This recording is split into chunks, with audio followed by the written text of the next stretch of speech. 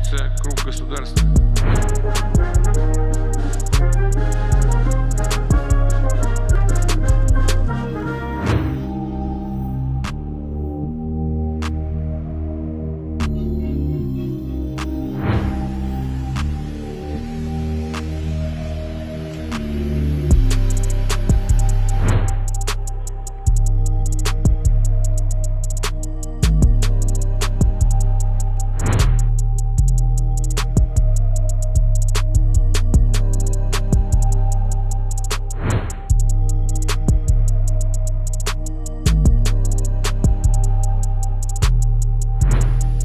Russian President Vladimir Putin's recent international travels highlight his active role on the global stage, challenging Ukrainian President Volodymyr Zelensky's comments, suggesting that Putin is too afraid to leave Russia.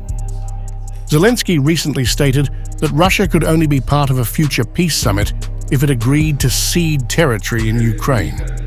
He also implied that Putin might be reluctant to travel internationally due to fear.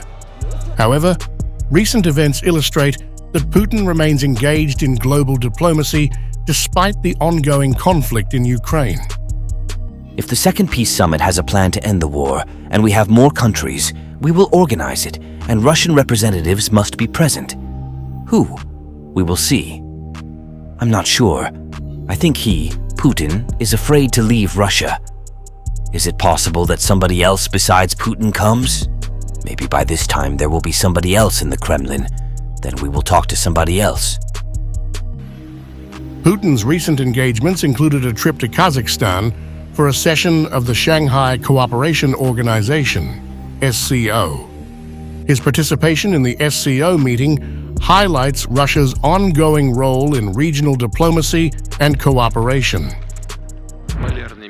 The multipolar world has become a reality.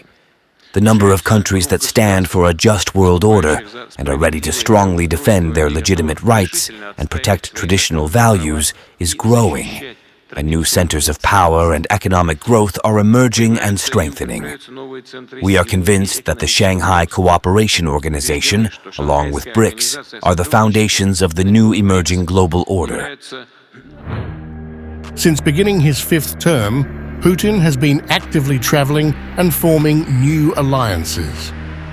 His first foreign trip of the term was a two-day visit to China on May 15th, 16 to meet with Xi Jinping. In China, Putin concluded a successful two-day visit where he celebrated the deepening strategic partnership between Russia and China. The visit included discussions on economic cooperation and the establishment of a new joint educational initiative between Russian and Chinese institutions. Today's China-Russia relationship is hard-won and deserves to be cherished and cared for by both sides. The stable development of China-Russia relations is not only in line with the fundamental interests of both countries and their peoples, but also conducive to regional and even global peace, stability, and prosperity. Moscow and Beijing have indeed gained the considerable experience of the practical cooperation. In 2023, the bilateral trade has increased for 1/4 and reached up to a good figure, $227 billion. China is our main partner in the trade and economy field.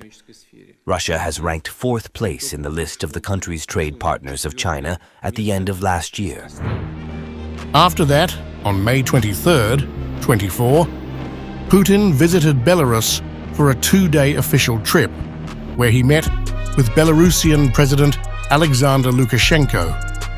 The discussions focused on strengthening security cooperation and economic ties, underscoring the strong alliance between the two nations.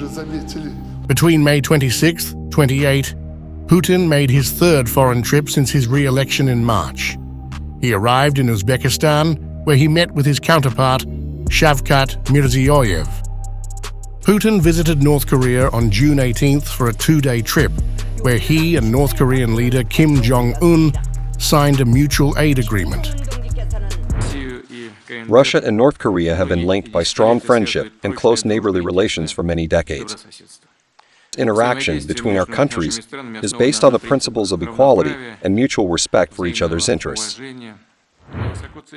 We highly appreciate your consistent and unchanging support of the Russian policies, including in the Ukrainian direction, meaning our fight against the imperialist hegemonistic policies of the U.S. and its satellites against the Russian Federation. Putin's visit to North Korea was followed by a Vietnam state visit, which marked his first visit to the Southeast Asian country since 2017. During his time in Hanoi, he met with top Vietnamese leaders, including Communist Party Secretary General Nguyen Phu Trong and President Tu Lam, to discuss enhancing bilateral relations. Russia attaches great importance to the issues of further strengthening the traditionally friendly Russian-Vietnamese comprehensive strategic relations, strategic partnership relations. And these relations continue to develop progressively in the spirit of equality, mutual respect, and consideration of each other's interests. These diplomatic activities suggest that Putin is actively pursuing international engagements and alliances, which contrasts with Zelensky's suggestion that Putin's fear might limit his global interactions. We can certainly appeal to the Rada, but under the conditions of the usurpation of power by the ruling elite in Ukraine, this is pointless, because the majority of the Rada is subordinated to this so-called ruling elite that I mentioned.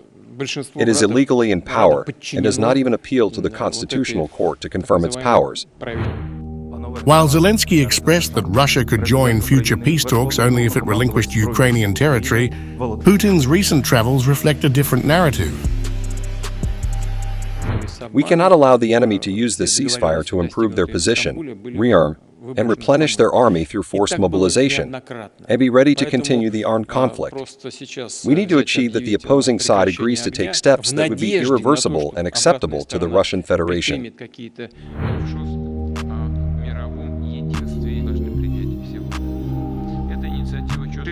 Круг государств, выступающих за справедливый